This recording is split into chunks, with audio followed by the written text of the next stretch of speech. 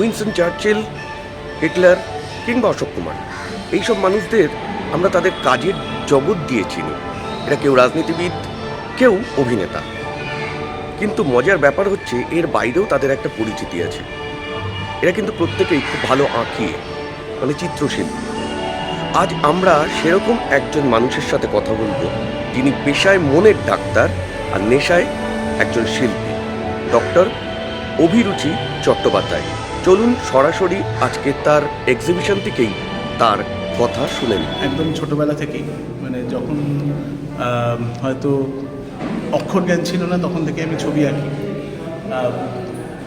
এখন যে ছবিগুলো, এটা আমার প্রথম সোলো এক্সিবিশন। এর আগে আমি অনেকগুলো গ্রুপ শো করেছি। আমার পেশার সঙ্গে সঙ্গে আমি ছবি আঁকাটাকে মোটামুটি চালিয়ে যাওয়ার চেষ্টা করি।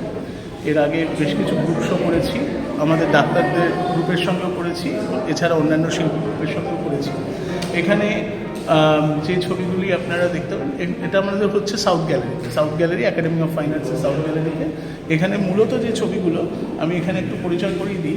এইখানে যে একটা কালার স্কিম অনুযায়ী ছবিটা আছে, এখানে মূলত সাদার ওপর কালো দিয়ে যে ইঙ্কের ওপর করা, সেই ছবিগুলো দিয়ে আস্তে আস্তে আমাদের গ্রে স্কেল থেকে আস্তে আস্তে মনোক্রোম, এবং মনোক্রোম থেকে কালারে গেছি, এবং কালারে যাওয়ার পর আস্তে আস্তে এইদিকে হচ্ছে ব্রাইট কালার এবং কিউবিজমের মধ্যে দিয়ে শেষ করা হয়েছে।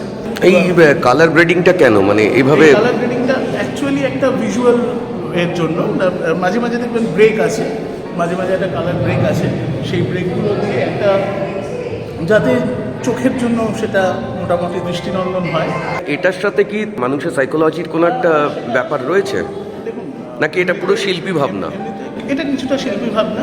এছাড়া যে অবশ্যই আমাদের ইন্দ্রিয়র সঙ্গে তো মস্তিষ্কের সম্পর্ক আছে, ফলে আমার মস্তিষ্ক কোনটাকে অ্যাকসেপ্ট করবে, আমরা প্রথমে সেন্সেশন, তারপর পারসেপশন, তারপর অ্যাপারসেপশন, সেইভাবেই তো জিনিসগুলো হয়। এবং সেটাই আমাদের কিভাবে আমরা সেটাকে নেব, আমরা সেটা দেখে ভালো লাগবে না খারাপ লাগবে, সেটার একটা যে চেতনা, সেটা ব্রেনের মধ্যেই তৈরি হয়। এবার সেইভাবেই কালার স্কিপিংগুলো করা। এখানে যে ছবিগুলি, সেখানে মূলত বিভিন্ন ব্যক্তিত্বের ছবি আছে। এখানে কিন্তু আমি চোখের ওপর একটু বেশি নজর দিয়েছি। এই চোখ বিভিন্ন রকমভাবে কথা বলে।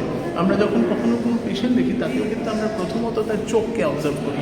আই টু আই কন্ট্যাক্ট কেমন, সে কীভাবে দেখছে, কোন দিকে তাকাচ্ছে, সে কীভাবে বলতে চাইছে। ফলে ভার্বালের সঙ্গে একটা নন ভার্বাল কমিউনিকেশন থাকে, সেই নন ভার্বাল কমিউনিকেশনটা কিন্তু খুব ইম্পর্টেন্ট। এখানে কিন্তু আমি কি ছবি আঁকবো কখনোই কিন্তু সেটা ভাবিনি। হ্যাঁ, সেটা কিন্তু আমরা কখনোই ভাবিনি যে কি ছবি আঁকবো। এখানে আমি মূলত গ্রে পেপারের ওপর আমি ভাবতে চেয়েছি যে আমার যে থট, সেই থটটা কিন্তু একটা ফর্ম হয়। আচ্ছা, হ্যাঁ, সেই থটের ফর্মে আমি স্ক্রিবল করতে শুরু করেছি, যেন আমার থটটা বেরিয়ে আসছে, যেরমভাবে যাচ্ছে। এখানে আমি আমার মানে কগনিশন বা কর্টিক্যাল জায়গাটাকে আমি বন্ধ করে দিচ্ছি। এখানেও কিন্তু চোখগুলোই ইম্পর্টেন্ট। আপনি যদি নামটাও দেখেন, হ্যাঁ দেখছি, হ্যাঁ। এটা আমার কাছে, এবার দেখুন ব্যাপারটা হচ্ছে ভিজুয়াল আঁকি প্রত্যেকের ক্ষেত্রে প্রত্যেকের আলাদা হতে পারে। আপনি এটাকে অন্যভাবে ভাবতে পারেন।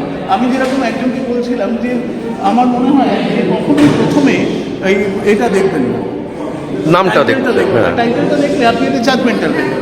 এটা আমি র্যাপিড স্কেচ বলি, মানে আমি এমনিতে নিজে খুব পছন্দ করি ওই কুইক স্কেচ আর কি, যেটাকে স্পিড ড্রয়িং বলে।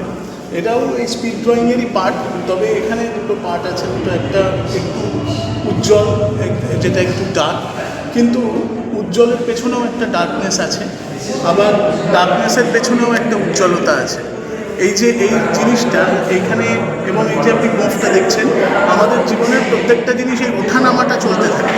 এটা একটা ফিলোসফিক্যাল জায়গা থেকে আছে, আবার আমি যদি আমার পেশার জায়গা থেকে বলি, সেক্ষেত্রে একটা বাইপোলারিটির জায়গা আছে। এখানে একটা বোসফুলনেস, নিজেকে রাজা ভাবার একটা ব্যাপার, নিজেকে আমি বড় কিছু ভাবছি, আবার একদিকে খুব দিন দরিদ্র হয়ে যাচ্ছি। আমার এই যে মুখটা ঝুলে পড়েছে, এই যে কথা বলছি, এখন যে কথা বলছি, এই কথাগুলো কিন্তু আমি যদি একটা ছবি আঁকি, সেটার মাধ্যমে আমি প্রকাশ করতে পারি। হয়তো সেটা সবার কাছে সমানভাবে নাও যেতে পারে, কিন্তু এক্সপ্রেশন হতে পারে।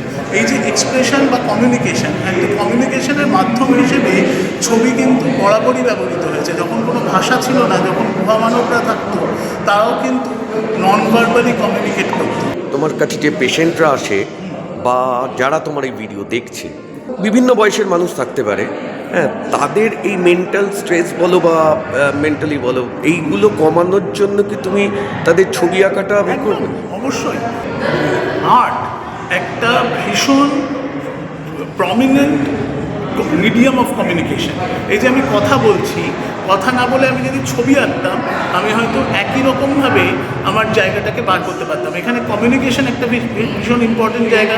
যারা ধরুন বেশি একজন অটিস্টিক বাচ্চা যে হয়তো কমিউনিকেট করতে পারে না, তার ক্ষেত্রে আমি দেখবেন যে তাকে যদি আমি একটু ছবি আঁকতে বলি, এবং এখানে কিন্তু আমি জাস্ট তাকে একটা ট্রাস্টেড এনভায়রনমেন্ট ক্রিয়েট করবো। আমি কিন্তু তাকে বলে দেবো না তুমি এটা আঁকো, বাড়ি আঁকো, গাছ আঁকো, এই রং দাও। সে যদি লাল রঙের আকাশ করে বা লাল রঙের ঘাস করে আর কালো রঙের আকাশ করে, তাতে কিন্তু আমি তাকে আপত্তি করবো না।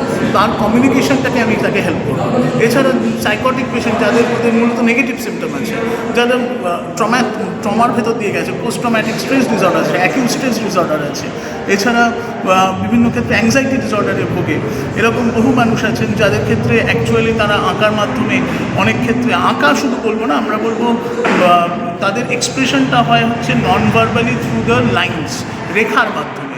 ফলে আর রেখা না জাজমেন্ট, আজকে আমি যদি একটা থট ডায়েরি লিখতে বলি, সেখানে কিন্তু তাকে লিখতে গেলে বিভিন্নভাবে তার থট ডায়েরির মধ্যে অনেক রকম জাজমেন্ট এসে যায়। সে মনে করতে পারে উনি যখন পড়বেন তখন বানান ঠিক হবে কিনা, ভাষা ঠিক হবে কিনা, এরকম ধরনের যে, কিন্তু এখানে কোনো জাজমেন্ট থাকে না। ফলে সেই নন জাজমেন্টালি সেই জায়গাগুলোকে করা যেতে পারে। এবার আমরা এটা নিয়ে প্রচুর কাজও করছি, আমি বিভিন্ন জায়গায় সেগুলো নিয়ে বলছিও। কিছুদিন আগে জয়পুরে একটা ওয়ার্ল্ড সাইকিয়াট্রিক অ্যাসোসিয়েশনের প্রোগ্রাম ছিল, সেখানেও আমরা এটা নিয়ে কাজ করেছি। মানুষ আস্তে আস্তে আগ্রহ দেখাচ্ছে। ইভেন ওয়েস্টার্ন কান্ট্রিজে এটা এখন অলরেডি অনেকখানি ফ্লারিশ করে গেছে। আমি তো অলরেডি আমার সব পেশেন্টদেরই ছবির মাধ্যমে এই জায়গাটাকে করার একটা জায়গায় আমরা হয়তো আটকে যাই, যেখানে ফাংশনালিটি, সেলফ এস্টিমের জায়গা অনেক সময় আমরা আটকে যাই। এছাড়া ক্যাথারসিস, অনেক সময় দেখবেন অনেকের রাগ সামলাতে না পেরে হাত কাটে, বা সে হয়তো বিভিন্ন রকম সেলফ হার্ম অ্যাটেম্প করে। সেই জায়গাগুলোকেও কিন্তু এটার মাধ্যমে কমব্যাট করার অনেকখানি জায়গা আছে, এবং এটা আমরা খুব ভালোভাবেই এখন প্রয়োগ করছি। লাইক ও সাবস্ক্রাইব করার পাশাপাশি বেল আইকনটি প্রেস করতে ভুলবেন না। ওয়েল টক, টকিং ওয়েলনেস।